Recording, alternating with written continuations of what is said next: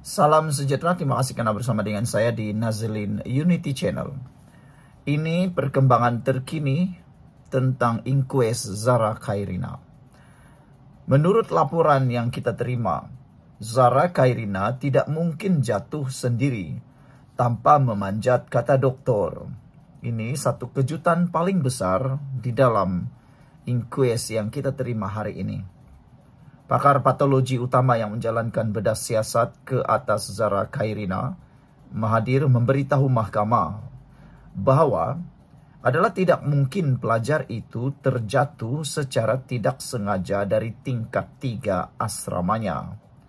Dr. Jessie Hui, 58 tahun berkata, ukuran ketinggian dari lantai ke bahagian paling atas palang logam mendatar yang dipasang pada penghadang konkrit di tingkat 3 adalah 118 cm, manakala ketinggian Zara adalah 154 cm. Ini menjadikan penghalang itu lebih tinggi dari pusat graviti mangsa, kata beliau. Perbezaan antara ketinggian si mati dan bahagian paling atas palang logam mendatar itu ialah 36 cm. Ketinggian palang terbabit lebih ataupun melebihi 3/4 daripada ketinggian remaja itu dan mungkin melebihi pusat graviti badannya. Bagi wanita, pusat graviti biasanya terletak di kawasan pelvis, selalunya sedikit di bahagian bawah pusat badan ketika dalam posisi berdiri, kata beliau.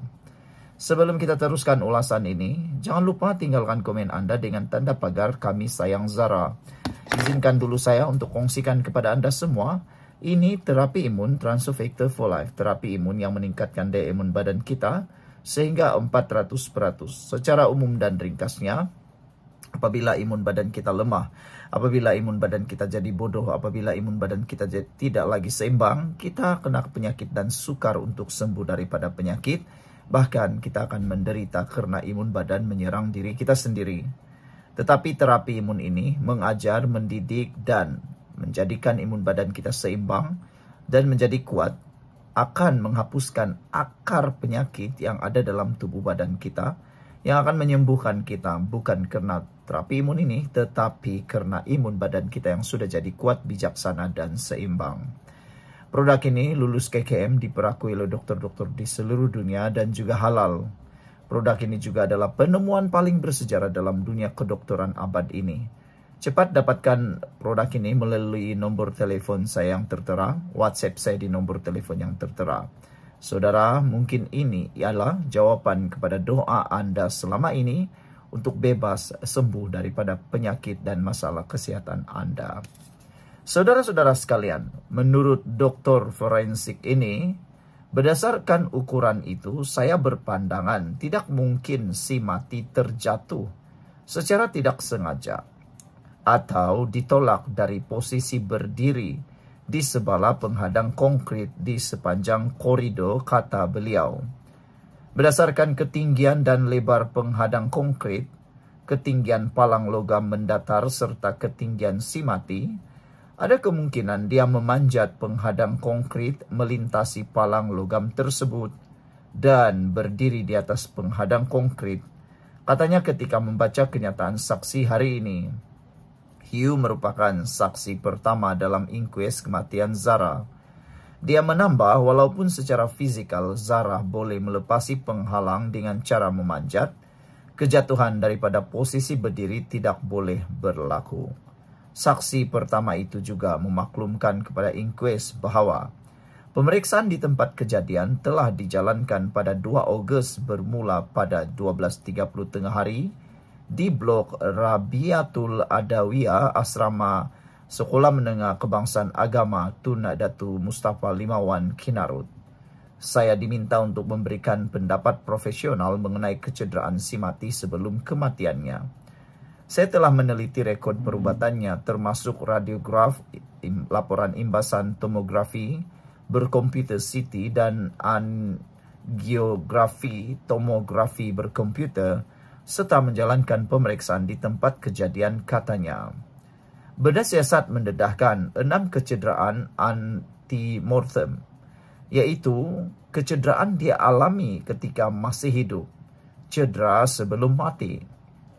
Ini termasuk luka luaran dan trauma dalaman yang konsisten dengan kejatuhan dari tempat tinggi, katanya. Zara turut mengalami koyakan di bahagian belakang kepala dengan pendarahan pada permukaan otak yang menyebabkan pembengkakan dan ensefalopati hipoksia. Pergelangan tangan kiri dan lengan bawahnya cacat akibat patah serta terkehel, manakala calar dikesan di sekitar siku.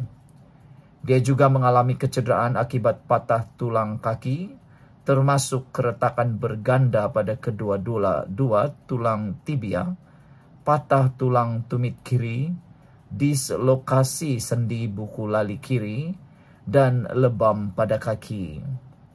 Trauma dalaman lain termasuk patah tulang vertebrata lumbar kedua hingga keempat, pendarahan pada otot psoas kiri, dan hematoma setempat pada pelvis. Selain itu, doktor juga memaklumkan kepada mahkamah bahawa mayat Zara Khairina berada pada tahap perebutan sederhana hingga lanjut dan keadaan itu selari dengan tempo pengkebumian di dalam tanah. Walaupun mayat telah mengalami perebutan, tisu-tisu kecuali otak masih dalam keadaan agak baik, membolehkan pemeriksaan bedah siasat luaran dan dalaman serta pendokumentasian kecederaan dijalankan. Katanya sambil menambah, pemeriksaan itu menunjukkan terdapat luka jahitan di bahagian belakang kepala tanpa sebarang patah tulang tengkorak atau muka. Otak menunjukkan perubahan likuitatif disebabkan perebutan dan tidak dapat dinilai. Bahagian bawah lengan kiri, pergelangan tangan kiri, serta jari kelima kiri mengalami lebam, dengan kecacatan pada lengan bawah dan pergelangan tangan kiri akibat patah tulang radius distal kiri dan terpaling pada sendi pergelangan tangan, katanya. Dr. Hui turut merekodkan patah tulang sternum yang dijelaskan sebagai patah pasca mortem berlaku selepas kematian. Tiada kecederaan dikesan pada organ dada, abdomen atau pelvis, dan tiada tanda trauma pada bahagian kemaluan atau dubur. Urutan kejatuhan.